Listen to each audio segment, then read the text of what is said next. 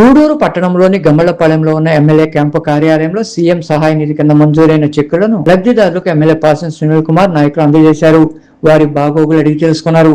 ఈ సందర్భంగా ఎమ్మెల్యే పాసం సునీల్ కుమార్ మాట్లాడుతూ, కూటమి ప్రభుత్వం వచ్చిన 2 ఏళ్లలో పార్టీలకు అతీతంగా సీఎం సహాయ నిధి కింద ఎల్ఓసీలను అందజేశామన్నారు.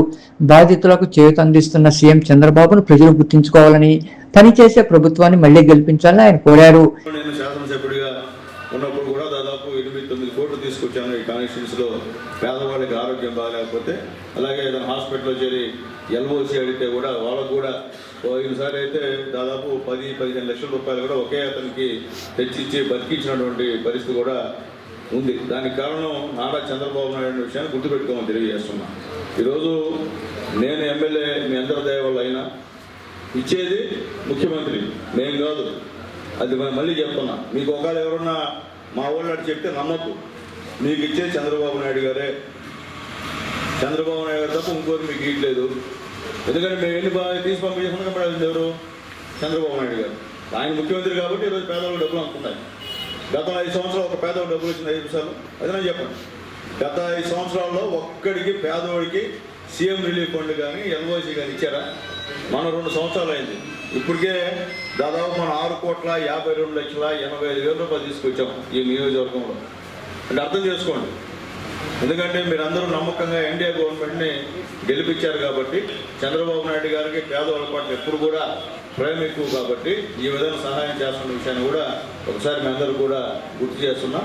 కాబట్టి దయచేసి ఇంకా కూడా నేను మీ అందరూ కూడా తెలియజేస్తున్నాం, ఇంకెవరికైనా పేదవాళ్ళు బాగాలేకపోతే పార్టీ ఆఫీస్కి రమ్మని చెప్పండి. మా ఆఫీసులో ఉంటారు మా వాళ్ళందరూ కూడా, వాళ్ళందరూ కూడా సహాయం చేస్తాము. దాంట్లో రెండో మాట లేదు. ఇక్కడ పార్టీలతో పని లేదు, పేదవాడికి పార్టీతో పని లేదు. నేను చెప్తున్నా, మళ్ళీ ఒక శాసనసభ్యుడిగా ఆయన చెప్తున్నాను, పేదవాళ్ళు హాస్పిటల్కి వెళ్ళి డబ్బులు పెట్టుకుంటే ఆయన ఏ పార్టీ అయినా అనవసరం. మాకు పేదవాడైతే సహాయం చేస్తాం. ముఖ్యమంత్రి గారు అదే చెప్పారు కాబట్టి నేను అందరూ కూడా అదే చెప్తున్నాం. చంద్రబాబు గారు చెప్పేది అంటే పేదవాళ్ళకి సహాయం చేద్దాం, ఎప్పటికైనా గుర్తుపెట్టుకుంటారు. ఎందుకంటే ఒకసారి పొరపాటు చేసినా మళ్ళీ గుర్తుపెట్టుకొని మళ్ళీ దాదాపు 165 స్థానాలు ఇచ్చారు మీరు. ఒకసారి మాత్రం గుర్తుపెట్టుకోవాలా ఎంత సహాయం చేసినా, కానీ ఈసారి మాత్రం గుర్తుపెట్టుకోమని తెలియజేస్తున్నాం. ఎందుకంటే మళ్ళీ ఆ గవర్నమెంట్ వస్తే మొత్తం రాష్ట్రం అన్యాయం అయిపోతుంది. ముఖ్యంగా ఇబ్బంది పడితే మన పేదవాళ్ళమే. వేరే వాడు ఇబ్బంది పడు, గొప్పవాడు ఏ పార్టీనా ఒకడేవాడు, డబ్బున్నాడు ఏ పార్టీ వచ్చినా పోయి కలిసిపోతాడు. మనం గెలవలేము పేదవాళ్ళం, మనం పంపిరు పేదవాళ్ళం అక్కడ. కాబట్టి మీ అందరూ బాగుండాలన్నా, మేమందరం బాగుండాలన్నా ఎన్డీఏ గవర్నమెంట్ పైన మోడీ, ఇక్కడ చంద్రబాబు నాయుడు గారు, పవన్ కళ్యాణ్ గారు వస్తే తప్ప మనకి ఇబ్బంది అయిన పరిస్థితి. మీరు చూడండి, గత 5 సంవత్సరాల్లో మీ యొక్క గ్రామాల్లో ఒక్క చిన్న రోడ్డు కానీ, ఒక చిన్న కాలువ కానీ ఏదైనా కట్టారా వాళ్ళు? చెప్పండి. మనం వచ్చిన తర్వాత ఈ రాష్ట్రాన్ని అప్పుల పాల్లో చేసిన వాళ్ళు చంద్రబాబు నాయుడు గారు, మోడీ గారితో మాట్లాడి ఈరోజు అక్కడక్కడ వర్కులు జరుగుతున్నాయంటే అది చంద్రబాబు నాయుడు గారి పుణ్యం, పవన్ కళ్యాణ్ గారి పుణ్యం, మోడీ గారి పుణ్యం అని చెప్పి మళ్ళీ మీకు తెలియజేస్తున్నాం. మనం గాన ఈ గవర్నమెంట్ని చేజార్చుకుంటే మళ్ళీ వచ్చే గవర్నమెంట్లో అన్యాయం అయిపోతాం, మన బిడ్డలు అన్యాయం అయిపోతాం. మనకు రాజధాని లేదు 5 సంవత్సరాల్లో. చంద్రబాబు నాయుడు వచ్చిన తర్వాత మన రాజధాని అమరావతి అని చెప్పేదానికి కూడా మనకు గర్వకారణం ఉంది. ఈరోజు చంద్రబాబు నాయుడు గారు కానీ, అట్లాగే లోకేష్ బాబు గారు కానీ ఇతర దేశాలకు వెళ్ళి అక్కడ పెట్టుబడులు తీసుకొచ్చి ఇక్కడ పెట్టించి నిరుద్యోగులకి ఉద్యోగాలు కల్పించేటువంటి కార్యక్రమాన్ని చేస్తుంటే, అవతల వైసీపీ నాయకులు కులాల పేరు చెప్పి గందరగోళంగా అరాచకాలు సృష్టిస్తూ ఆడవాళ్ళని నోటుకు వచ్చినట్టు మాట్లాడుతూ చూస్తున్నారు మీరు పేపర్లలో. అమర్నాథ్ అనే మాజీ మంత్రి, మన హోమ్ మినిస్టర్ గారు అనిత గారిని ఏ విధంగా మాట్లాడాక వచ్చినంతో మీరందరూ కూడా ఒకసారి గుర్తుపెట్టుకోమని నేను తెలియజేస్తున్నాను. అట్లాగే ముఖ్యంగా అంబటి రాంబాబు మన ముఖ్యమంత్రి, 3వ 4వ ముఖ్యమంత్రి చంద్రబాబు నాయుడు గారు, ఆయన పట్టుకొని ఏకవచనంతో మాట్లాడిన విషయం కూడా ఒకసారి గుర్తు చేస్తున్నాం. 924 చెక్కులు చెల్లించడం జరిగింది. 6,52,85,525 రూపాయలు ఇప్పటి వరకు చెల్లించారనే విషయాన్ని సవినయంగా మీకు తెలియజేసుకుంటున్నాం. 2014 నుంచి 19 నుంచి అధికారంలో ఉన్నప్పుడు చంద్రబాబు నాయుడు గారు ముఖ్యమంత్రిగా, ఇప్పటి శాసనసభ్యులు అప్పటి శాసనసభ్యులుగా ఉన్నటువంటి పాసిం సునీల్ కుమార్ గారు కోట్లు సీఎంఆర్ఎఫ్ చెక్కులు తీసుకొచ్చి అందరి లబ్ధిదారులకు కూడా ఇవ్వడం జరిగింది.